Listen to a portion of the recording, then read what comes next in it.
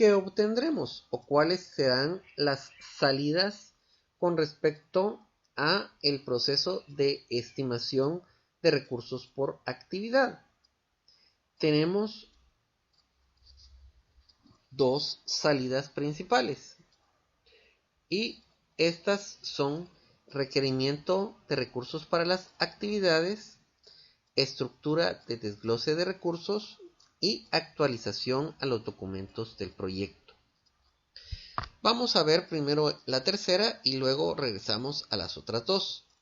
Con actualización a los documentos del proyecto nos referimos a la lista de actividades, los atributos de las actividades y los calendarios de recursos.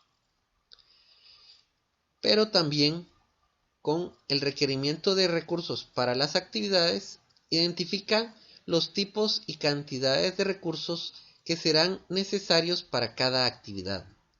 Estos se pueden ir sumando hasta dar un todo con la EDT, fase y o proyecto. Y los recursos requeridos pueden la cantidad de detalle y el nivel de especificación de las descripciones de los requisitos de recursos pueden variar en función del área de aplicación. La documentación de los recursos requeridos para cada actividad puede incluirse la base de estimación de cada recurso, así como los supuestos establecidos al determinar los tipos de recursos a asignar, su disponibilidad y en qué cantidad se utiliza.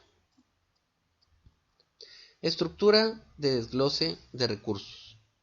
Es una representación jerárquica de recursos por categoría y tipo. Algunos ejemplos de categoría de recursos son la mano de obra, el material, los equipos y los suministros. Los tipos de los recursos pueden incluir el nivel de habilidad, el nivel de formación u otra información relevante para el proyecto.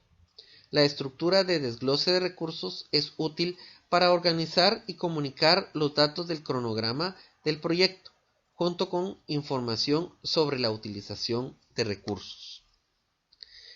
Podemos ver en las dos gráficas que tiene esta clase que está primero la categoría, la descripción, la actividad, qué cantidad, el precio unitario y el costo. Esto nos va a permitir ir estimando los recursos para posteriormente ir costeando. Vemos cómo la integración en el proyecto es bien importante porque acá hay una línea gris que se diluye entre estimación de recursos y estimación de costos.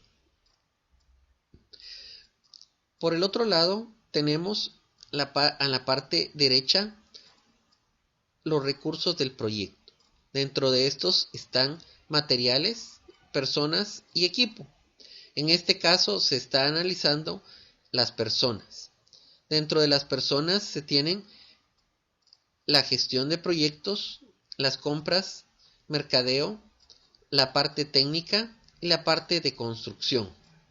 Dentro de la parte técnica tenemos ingenieros eléctricos, ingenieros mecánicos y ingenieros de construcción. Dentro de los ingenieros mecánicos tenemos ingenieros y diseñadores. Dentro de los ingenieros tenemos ingenieros senior e ingenieros junior. Entonces podemos ver cómo esta representación jerárquica, la estructura de desglose de recursos, nos ayuda a que nosotros visualmente podamos ver y podamos determinar qué recurso es el que nos va a servir para el proyecto. O quizá en este caso sea el recurso de ingeniero senior e ingeniero junior. Y quizá podamos contar con más tiempo el ingeniero junior que el ingeniero senior. Pero por lo menos ya podemos saber cuáles son los recursos que necesitamos, de qué tipo necesitamos, y esto nos va a servir para que nosotros mentalmente tengamos en la cabeza esta información. Recordemos que nuestra cabeza asocia de una mejor manera las imágenes que las palabras o los números. Los números se pueden olvidar, las palabras también, pero las imágenes es lo que queda grabado como una representación gráfica de nuestra cabeza, en nuestra cabeza.